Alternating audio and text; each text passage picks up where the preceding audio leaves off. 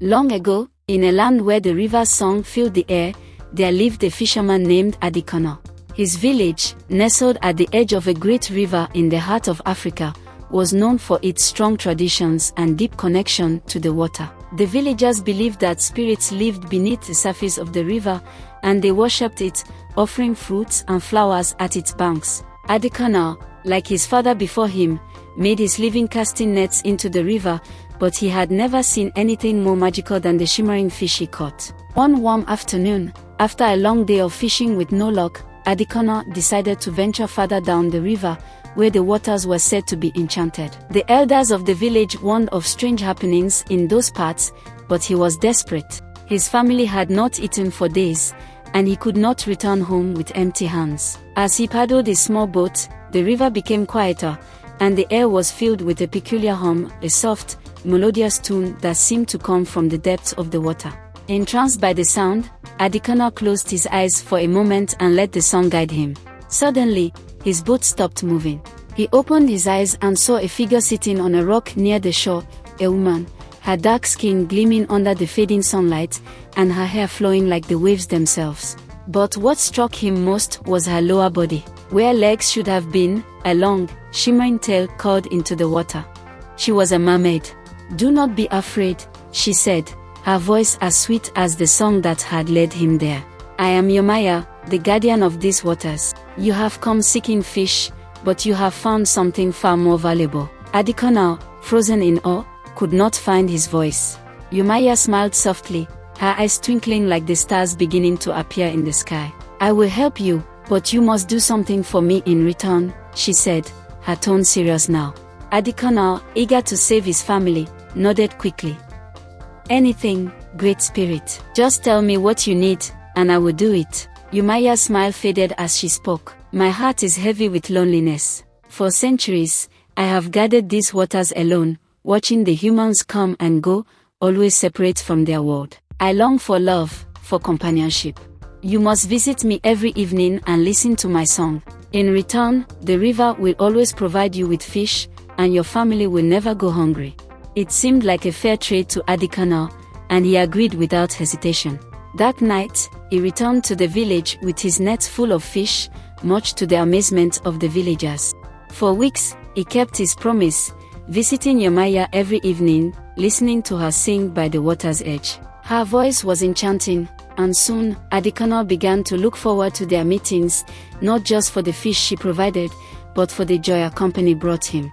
However, one evening, as Adekunle was preparing to leave his house, his wife, Olufunke, became suspicious. She had noticed how distant he had become, how his mind seemed to drift away even when he was home. "Where do you go every night, husband?" she asked, her tone sharp. Adekunle hesitated but decided to tell her part of the truth. "I go to the river, where the spirit of the waters blesses our nets with fish," he said, leaving out the part about Yemeya. Olufunke did not believe him. Determined to find out what was truly going on, she followed him the next evening, staying hidden among the tall grasses by the riverbank. When she saw the beautiful mermaid sitting on the rock, singing to her husband, a fire of jealousy ignited within her heart. Without thinking, she rushed out of her hiding place, shouting at Yemeya, "Leave my husband alone. He belongs to me." Startled, Yemeya slipped into the water, her song silenced. Adekunle turned to his wife, angry and ashamed. "You do not understand. She has saved us from hunger." But Olufunke's mind was clouded with rage. "She is no savior, she is a temptress," she spat. And with that, she took a stone from the riverbank and threw it into the water where Yemeya had disappeared. The ripples spread across the surface, and the air grew cold. That night, Adekunle and Olufunke returned home in silence. The next day, when Adekunle cast his nets into the river, he caught nothing. The river, once generous, had turned its back on him. Days passed, and no matter how far he traveled or how hard he walked, the river remained empty. Desperate, Adekunle went back to the place where he had first met Yemeya, but she was nowhere to be found. Weeks turned into months, and the village began to suffer once more from the lack of fish. Adekunle, racked with guilt, knew that the only way to save his people was to make amends with Yemeya. One evening, he returned to the riverbank and called out her name. Yemeya, guardian of the waters, I beg you to forgive me. I broke my promise, and now my people suffer. Please, hear my plea.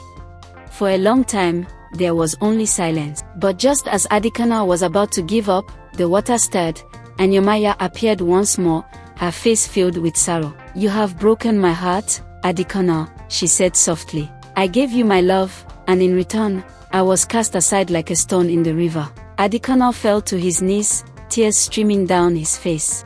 I was a fool, he said. Please, I will do anything to make it right. Yemeya watched him for a moment before she spoke. There is only one way to undo the damage. You must make a sacrifice, a true act of love. Adekunle, knowing what she meant, nodded slowly. I will do it, he whispered. The next morning, he told Olufunke what had happened. I must go back to the river and give my life to save the village, he said. Olufunke, realizing the gravity of her actions, wept bitterly, but she knew there was no other way. On the final day, Adekunle returned to the river alone. He waded into the water and called out Yemeya's name one last time.